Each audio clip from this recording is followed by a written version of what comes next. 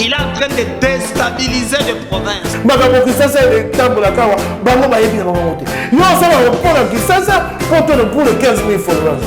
Le président Félix Antoine Tshisekedi a repris le projet de valider cette stratégie nationale.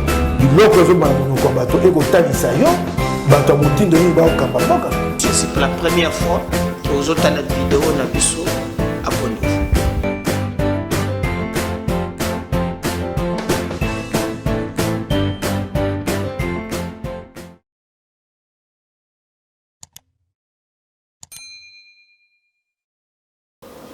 Tozana esengo ya koya na etando ike kopesa bino mbote bisika nyonso bozali kolanda biso. Merci na ba internaute nyonso bino bandeko bozali kobenga ngai partout à travers le monde. Biso tozali wana pona kosalela bino mosala koyebisa bino actualité ezali en République démocratique du Congo. Avant tokota na makambo nyonso esengeli boyeba que l'actualité ezali d'abord premièrement sécuritaire parce que tozali attaqué na est ya République démocratique du Congo par le Rwanda. Le Rwanda azali ko sala agression azali sima ya ba rebelle pona ko déstabiliser mboka na biso. Alors esengeli mutu nyonso ayeba yango. Biso tozali na média biso tozali derrière nos forces armées tozali kopesa bango makasi tolobi eloko moko ekoki kosalemela biso ezali ite. Alors c'est dans la prière eza na mobilisation nde tokosala ke tolonga banguna ya Congo. Ce qui est vrai il faut toyeba ke mutu moko akoyokela biso mawa azali ite. Mais qu'est-ce qui se passe aussi tokobeta di solo ya mibale na mayemazali koleka entre Israël Mutombo Sango Mokonzi oyo azali vraiment alors vraiment en colère pour nanini mayo oyo ezali koleka entre bango na ba journaliste tozo comprendre les sous et loko mon côté entre ye na Yves Bouya. Qu'est-ce qui se passe au juste? Ce n'est pas maintenant seulement avec Israël.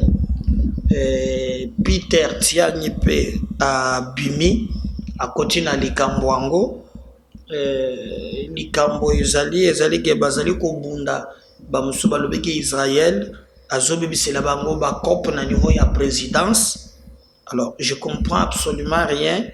Eza ya ndenge nini po batu nyonso bayebani ba tendance oyo azali opposition oyo azali katombiste.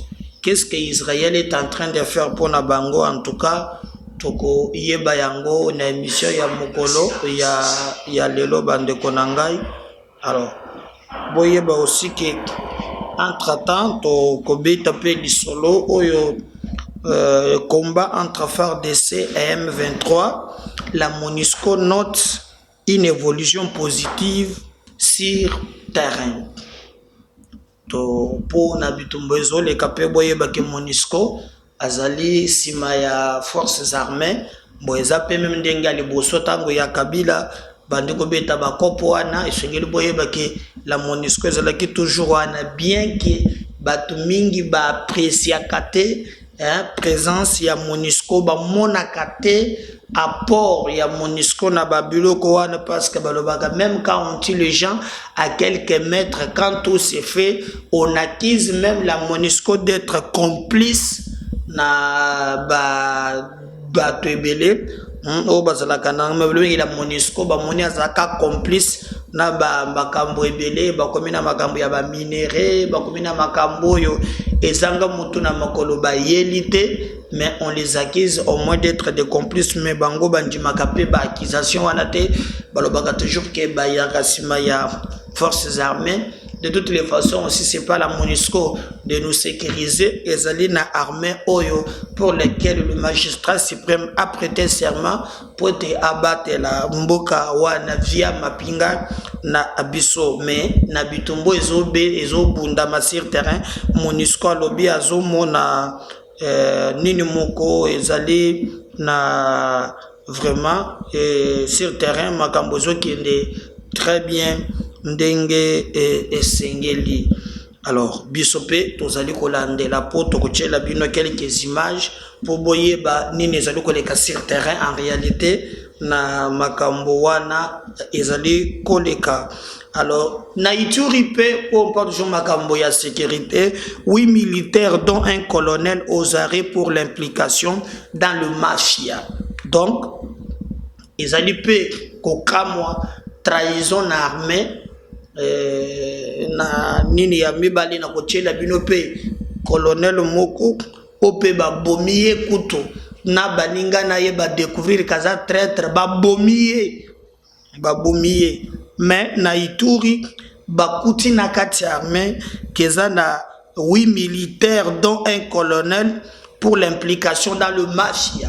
Donc na kati armée yango moko ti bazolinga babunda po bazwa victoire mais na kati armée yango moko eza na ba criminel yango na bisaka bino que armée na biso eza faible te non, armée na biso eza makasi. Mais le problème y armée na biso, nous souffrons d'un problème y a trahison. Tozali infiltré jusqu'à la moelle épinière. Et conséquence, ezali oyo tozo mona lelo. Ezalaka soki to arrêté stratégie na 6 heures, na 7 heures Rwanda sayebi yango. Alors bakangi déjà 8 militaires. Omoni, mais na 8 militaires wana oyo bazoteka stratégie o ba surprendre bango moko aza colonel.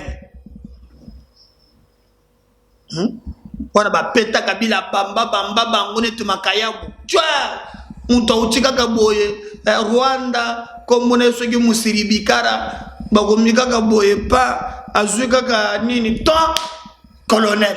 Donc armée mobimba ndeba to bazola kapete ozobi tout mais azongo sur base de quoi mais azu colonel. Donc c'est grave. Alors bakangi bango 8. Faut même les nettoyer. Je sais pas si faut bazola bango mesure ni mais bakangi bango 8 moko na bango azali colonel ezali kopesa biso vraiment mawa. Conflit armé à l'Est, le gouvernement appelé à expulser l'ambassadeur du Rwanda, Vincent Karega. Alors, Balobi, comme le gouvernement à reconnaître que c'est le Rwanda, Montoazali Sima, il y a Bitumba Tozomona à l'Est, il y a Mboka Nabiso, ça ne sert à rien. Il y a token de Moussika. Ba Congolais, ba ONG, ba Sengi, ba lobby, to rompre ba relation diplomatique, parce que si le plan diplomatique Kagame Ali s'incertain, combien de fois Tshisekedi Alingata lisaye bonne foi, abengi ekoto mon frère asimie na loboko. Kama mutu amulayi wana katele galebiyo yebingate na kubeto bigoko tala lelo esika tozali. Alors bato ebele ba mouvement ebele ba association ebele ba sengi gouvernement balobi ba expulser ambassadeur ya Rwanda azala wate ba relation wana diplomatique esbengami ekata. Donc ba bengana ambassadeur ya Rwanda na mboka na biso bakanga ambassade wana batinda ye epai na bango na Rwanda parce que Rwanda ali s'incerter bandakala et d'ailleurs ezasu ya kobomba mate bolanda ke bino moko na kochela bino lisusu comment le gouverneur militaire balobaki bolanda ki aussi Koloba, il y a gouvernement Nabiso, il a clairement dit que non, les M23 va bénéficier na appui à Kagame pour te résister parce qu'on ne peut jamais comprendre que Oyo Mindu Kibango Bazanango Wana Bakende Kozango Wapi poete bayeba ko kota na mboka na biso. Alors un bon nombre ya ba ndeko na biso bazo gérer balobi esengeli bazwa Vincent Karega babenga na ye na mboka na biso bakanga ambassade ya Rwanda biso na Rwanda sur le plan diplomatique esengeli esila afin que makambo etambola ndenge e esengeli. Attendons voir ce qui débandouane na gouvernement na biso akoyokela yango. Combat entre le FARDC et le M23, le gouvernement congolais pointe du doigt le Rwanda. Effectivement, tolobaki yango parce que Rwanda a commis na mayele mabe du temps de Kabila comme du temps oyo bato babandaki kolobaki gouvernement kobanga pona kotanga Kagame pona kotanga Rwanda même na bato ya lamuka kaka ba commentaire zanga mutuna makolo na moment oyo bato nyonso bazali kotala avantage ya mboka bango so polémique kakaka. Même mokolo ezo senga tozala ensemble bango saka na ba débat donc ozo comprendre que loko bazoluka en fait yebani pete balingi basala ba débat oyo zanga mutuna makolo. Oh non, tomoni boye, je vais demander na Congolais nyons, le pays qu'on attaque, c'est pas seulement le pays de Tshisekedi. Les hommes passent, mais les institutions restent. Lobby, on tombe sous son koyawana, mais on a besoin, il y a Congo na mobimba nango, et non pas théâtre otozoyoka, bato bazali kokanisa.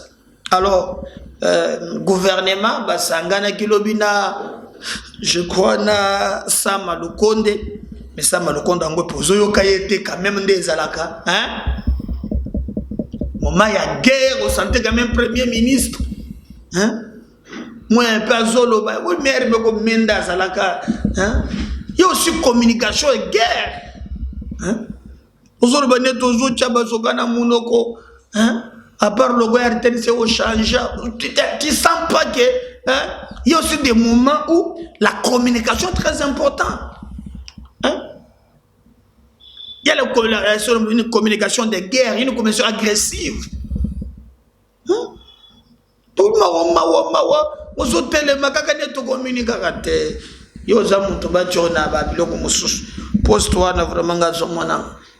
national.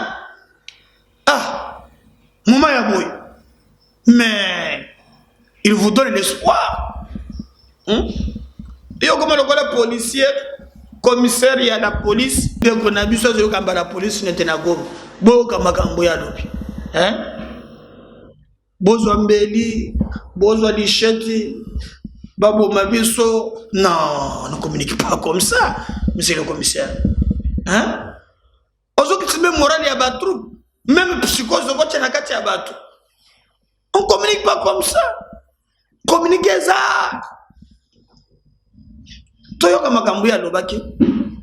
Et nous allons revenir juste après avec vous pour tout continuer.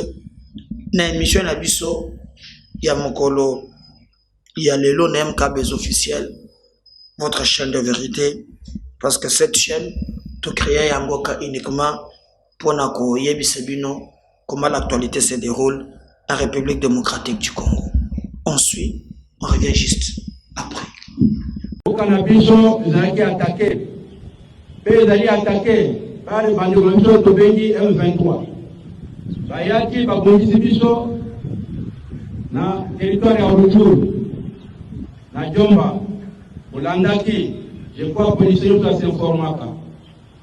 Et Tikiwana, lelo yokinini bapusa na Nyirangongo, na Kibumba. Chemin faisant, balinga mswazo kweya, bazo kufu. Armée zo bunda makasi, bazali kuna na pa kuna wana. Yamuna sangisaki kwa kwa bisapino. La guerre est à la porte de notre ville. Nous devons défendre cette ville avec beaucoup de courage. Tokani malamu. Policiers Afrique du Congo, Kobanga te, Kokima te. L'union fait la force. Tokani malamu. Kukoza na sima population na biso nyoka mingi na bande kuna biso wa. vous avez beaucoup de courage. Tokani? Ba commandant mboza la sima ya bato na bino andena zo pesa mitundu na minute oyo. Biso nyonso tokolunga na parade tokozala na kungumu kuna cheferi ya kungumu. Tokani malamu? Unité muke élément bakotika na mpona regarder zile. Ngai na gros, j'ai mis à date. J'ai mis manduki na maboko. Wewe bazangi manduki toke na magasin peti no manduki. Toyokani? Toko kende biso, j'ai mis nangai tokozali na bino na chiferi ya kungumu kuna. Toyokani malamu? Pepe. Elongo na bino pepe na komanda na bino tokozali na chiferi ya kungumu. Toyokani? Reste ya troupe. Bokamba zivi. Toyokani malamu? Reste ya troupe. Komisaria Kalisimbi. Komisaria Goma. Tenez des points chauds, tenez des positions, manduki na maboko, tokali malamu. Kupanga tena tena itakino mikolo miso, kufana manduki na maboko. Nous allons vous dire, moi en tant que combattant, que quel est comme populaire, la population biso pe kwa litumba wana. Tokotika te, ke batonga monenga ngo zali mibali koleka biso, to zali basi. Chaque fois bako taka na zile oyo. Je crois que nous allons mourir là-bas. Tokali malamu. Yebisa mwana na yo ya mukolo, yebisa mwasi na yo, asimba machete, asimba loko moko ya koko kwa mpemu. Tokani? Kero ane koma populaire. Kumzaka kwa matiko banko, kotila. Yebisa ndeko ya mubali, yebisa mutu nyonso, asimba lishete, asimba loko moko kwa mamuto, kere koma populaire. Tokani? Voilà la besoin de temps mingi pour que je retenir balier. Commandant donner des armes aux policiers. Bata na manduki. Kalisimbi, Goma. Bata na manduki. Bose dire vile, bose krize batu malamu na courage. Kobanga te, nungu ngweza na nungu yoka, bakomia opembezi. Pona kobangisa okomi kobanga. C'est vrai population so komona bati ba bisaka, bakomi kokende, nyonso ne pesa kama panique. Bolungula panique tokani? Bolungula panique na mito banda kutenda lukula ndembo. Zali à l'aise, mundu kaisa na maboko, tokobunda bien, sina suka. Tokani malamu? Kitumba kama populaire, wako ma population mpimba comme ça va occuper Goma. Tokani? Terminé. J'ai mis état-major, au total va y avoir manduki dans l'organisation. Fais-toi. Utala j'ai mis, parce que dans l'état-major, vous avez un manduki, ok, parce que ton massage, vous avez un manduki, fait pas de la programme bango. Direction, supérieure à Bongo. Ok? Moi, je parle déjà de la base supérieure à Bongo, la supérieure à Bongo. Voilà, je crois que wana boyoki bino moko lolenge nini ba mapinga na biso ba zali ko compliqué, tokolo ba ko compliqué, mais en tout cas zali ko pesa moi kokoso sur le plan communicationnel, hein, bolanda ba communication mi balena ko landisa yango zwa sikoyo ya lobby à silicite, mais je préfère que Bozwa peut maintenant comment le porte-parole et le gouvernement y est pas lobaki, et il a dit clairement que Rwanda moto azali ko sali sabiso pas si tozo mona o, mais l'armée rwandaise diffuse des images des maisons touchées par des roquettes tirées sur le territoire rwandais par les forces armées de la RDC qui pourchassent le rebelle M23. Selon le porte-parole RDF, le blessé reçoit des soins, la partie congolaise déjà informée. Tala maintenant comment Rwanda a créé diversion. Balobi l'armée rwandaise a diffusé des éléments et pas une boucle. Merten sena biso ko mona image ngo ko le kate tango ko chabo e bitumbe zali o mona ka muto ko mettre fort sur le lit na moma ya bitum.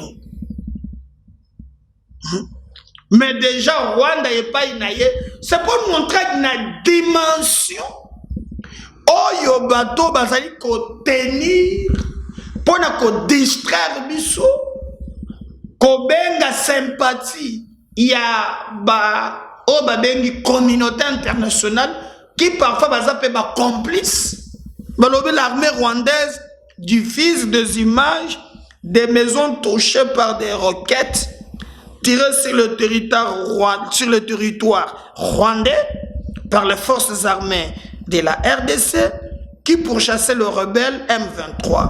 Selon le porte-parole de RDF, le blessé reçoit des soins, la partie congolaise déjà informée. Au même moment que bazot la distraction oyo, pona kolongo la biso attention la biso. Ce qui roquette ekei et que mwanda kumoko ekei ou bien moko salami. Mais o bango basali ndenge bazokota na territoire na biso. Ndenge bazobomaka biso. Et pense que les Rwandais bali plus important que les Congolais. Mais nous allons quand même suivre au gouvernement ya mboka na biso. Bango pe balobaki à ce qui concerne les Cambouana. Le plus important, tolonga bitumba oyo et omele moi mingi comme nos forces ont dit. Cette fois-ci, Bakoko Manango, Tinasuka. On suit, on revient juste après pour continuer avec notre émission. Les forces armées de la République démocratique du Congo portent à la connaissance de l'opinion nationale et internationale que, pendant que nos forces, avec l'appui de la MONUSCO, sont en confrontation avec les terroristes du M23 dans les groupements de Jomba.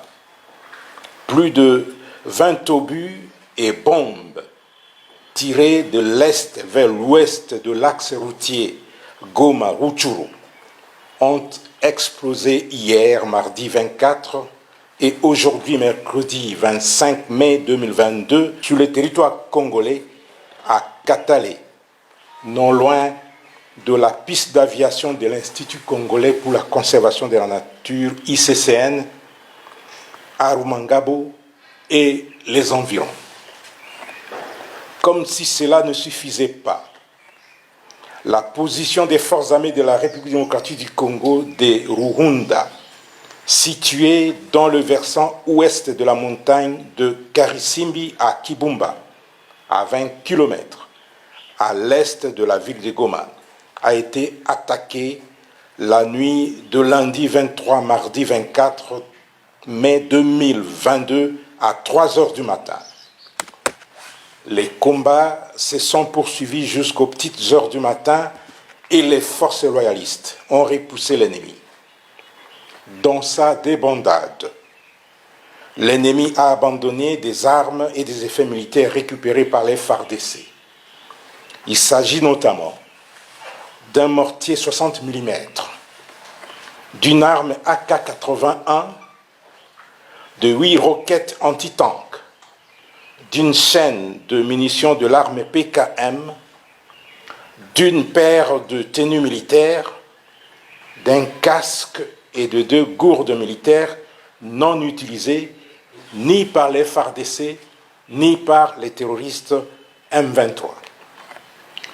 Le matin de ce mercredi 25 mai 2022, les positions des FARDC de Kibumba et de Jomba ont été une fois de plus attaquées.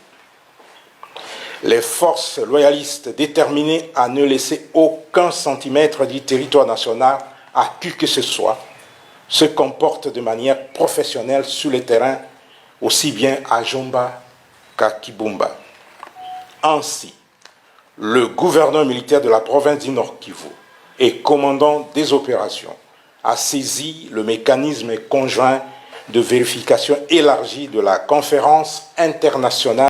Les forces armées de la République démocratique du Congo portent à la connaissance de l'opinion nationale et internationale que, pendant que nos forces, avec l'appui de la MONUSCO, sont en confrontation avec les terroristes du M23 dans les groupements de Jomba, plus de 20 obus et bombes tirés de l'est vers l'ouest de l'axe routier Goma-Rutshuru ont explosé hier, mardi 24, et aujourd'hui, mercredi 25 mai 2022, sur le territoire congolais, à Katale, non loin de la piste d'aviation de l'Institut congolais pour la conservation de la nature, ICCN, à Rumangabo et les environs. Comme si cela ne suffisait pas, la position des forces armées de la République démocratique du Congo de Ruhunda, située dans le versant ouest de la montagne de Karisimbi à Kibumba, à 20 km à l'est de la ville de Goma, a été attaquée la nuit de lundi 23 mardi 24 mai 2022 à 3 heures du matin. Les combats se sont poursuivis jusqu'aux petites heures du matin et les forces royalistes ont repoussé l'ennemi. Dans sa débandade, l'ennemi a abandonné des armes et des effets militaires récupérés par les FARDC. Il s'agit notamment d'un mortier 60 mm, d'une arme AK-81, de 8 roquettes anti-tank, d'une chaîne de munitions de l'arme PKM, d'une paire de tenues militaires, d'un casque et de 2 gourdes militaires non utilisées ni par les FARDC ni par les terroristes M23. Le matin de ce mercredi 25 mai 2022, les positions des FARDC de Kibumba et de Jomba ont été une fois de plus attaquées. Les forces loyalistes déterminées à ne laisser aucun centimètre du territoire national à qui que ce soit se comportent de manière professionnelle sur le terrain, aussi bien à Jomba qu'à Kibumba. Ainsi, le gouverneur militaire de la province du Nord Kivu et commandant des opérations a saisi le mécanisme conjoint de vérification élargie de la conférence internationale. Wana bolandi pe forces armées ya mboka na biso, le reste biso tosengi ke batelema tokoki kozala barumbo te na propre mboka na biso, to mettre hors état de nuire ces rebelles, ces gens qui veulent clochardiser notre peuple, nous prendre à notre pays par la force. Et nos militaires balobi, il n'y aura même pas un centimètre de territoire national entre les mains de ces brigands, mais au contraire, mobilisons-nous derrière nos forces armées pour te balonga bitumba. Et cette fois-ci, je pense que les causes allaient une fois pour toutes. Parce que si le Seigneur ne revenait pas, vous allez causer numéro 1. Merci.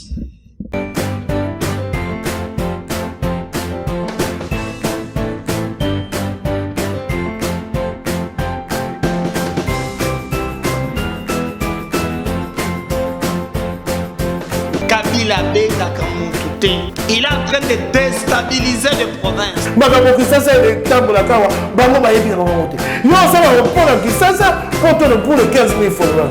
Le président Félix Antoine Tshisekedi a repris le projet de valider cette stratégie nationale.